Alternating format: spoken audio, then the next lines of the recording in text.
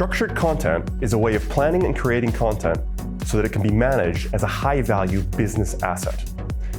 It can be used across all of your content touchpoints for improved staff and user experiences while delivering better return on investment. That's why brands around the world are adopting structured content to handle their growing needs for scale, speed, multi-channel publishing, translation and localization, omni-channel personalization, and even contextualization.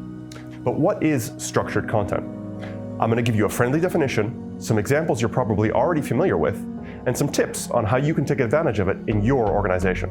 To understand structured content, first we have to ask, what is content? People often understand content to mean words, documents, videos, or images. These are all different forms of recording thoughts or ideas. However, the definition of content is that which is contained. There is no content without a container. This may seem like a minor difference, but it completely changes how we approach the subject. Without containers, content is chaotic. With the right containers and a good content strategy, content processes are efficient and content is easier to create or consume. Containers are the difference between order and a tidal wave of stuff. The container is the difference between a stream of text and a news article, between a load of paragraphs and pictures and a useful recipe. I like to say the difference between structured content and unstructured content is the difference between working with clay or Lego. They're both creative media that you can use to make things, but there are key differences. Clay is totally freeform and unrestricted, but it's also messy. It's hard to reuse and hard to collaborate on. Once you've baked it, it becomes rigid. Lego blocks, on the other hand, comply with a standard.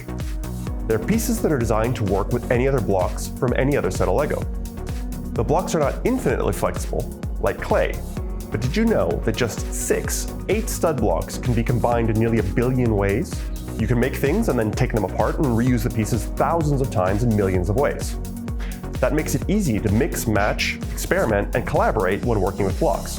When you structure content, each container is a block, which can contain content. You can make one deliverable from your blocks, but then you can easily pull it apart again to make something new. You can make one person a race car, and then use the same pieces to make someone else a helicopter. With content blocks, you could take feature descriptions, definitions, product names, calls to action, and more. And you could reuse those to make white papers, product landing pages, email newsletters, blog posts, brochures, documentation, or more. You can make all the blocks you want as long as they fit the standard. That's why structured content is being used today to create everything from product content, content marketing, white papers, articles, ebooks, technical manuals and specifications, help and knowledge systems, custom emails and newsletters, and even learning materials. Multiple case studies show process efficiency improvements with structured content of many tens and even many hundreds of %. Now, how's that possible? It may seem like having to comply with a standard makes things hard or your content less flexible, but it's actually the exact opposite.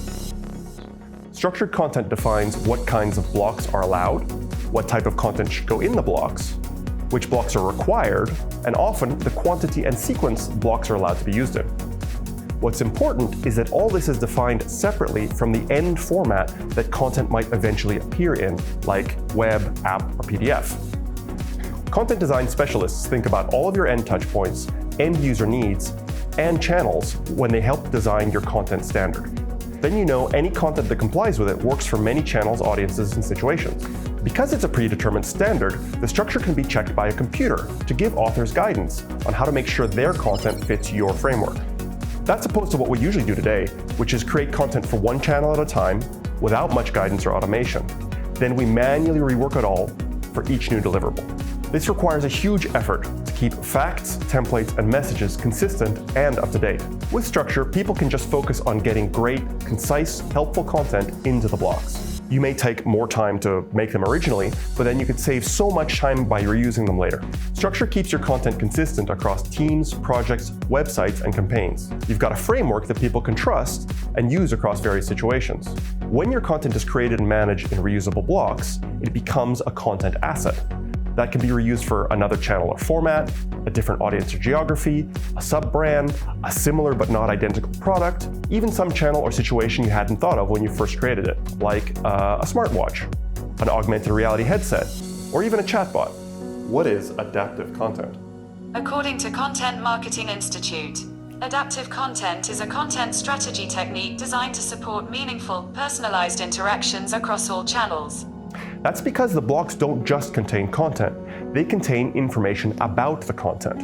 We call this metadata, or more commonly just tags and tagging. Just like when you tag your photos on social media with details like people or location. You're adding extra bits of information to the content's container. Not the photo itself, but the social post.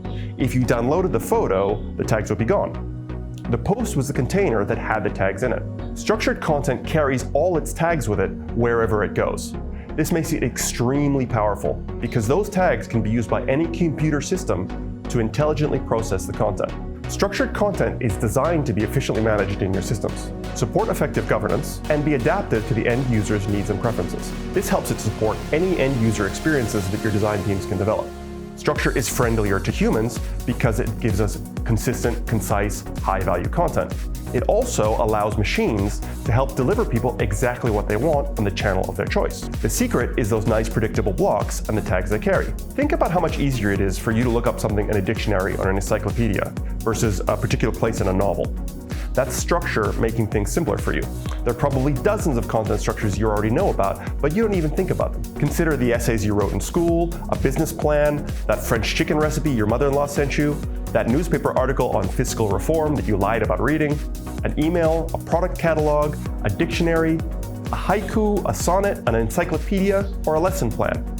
These are all sets of predetermined structural standards with their own rules.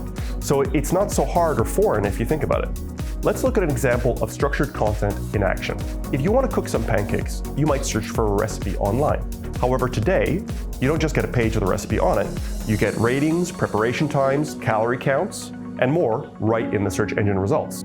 That's because recipes that rank well are using an international metadata standard behind the scenes. That standard defines the main container, recipe, and also blocks within that for ingredients, instructions, nutritional value, and more. You can find recipes that don't use a standard, but these recipes usually don't rank as well, and they're more difficult to read. The structured ones are consistent, and they have best practices baked in. Get it? Because they comply with a shared standard. The standard in this case is called schema.org, and it's been agreed upon by search engines and platforms around the world. You can use schema.org or other public standards that meet your needs, but you can, and oftentimes should, create your own standard or extend public ones for your organization and the unique requirements and experiences you're trying to deliver.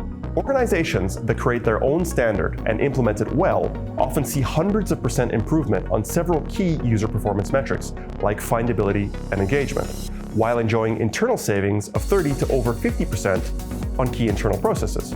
This is because they're using automation to assist with or sometimes replace otherwise manual processes like creation, reuse, finding what content you can reuse, review, translation, formatting and publishing, and processing for new channels.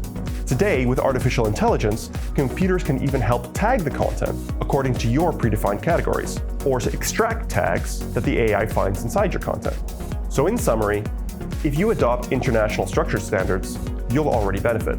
But like many brands, you can design your own structures, your own special blocks. You can take existing standards, of which there are many like schema.org, XML, DITA, and JSON, and more, and layer them with your own business requirements so you get just what your business, your staff, and your users need. On this foundation, you can build an omni-channel strategy for as many teams and departments as you want. Everyone who participates is helping deliver an excellent, differentiating customer experience. Structure helps you integrate and maximize ROI from your content, design, governance, and systems, because it's ready to add end-user value in many different contexts. Your strategy may change over time, but if you manage your content as a reusable, structured asset, you can be flexible for whatever needs the future brings.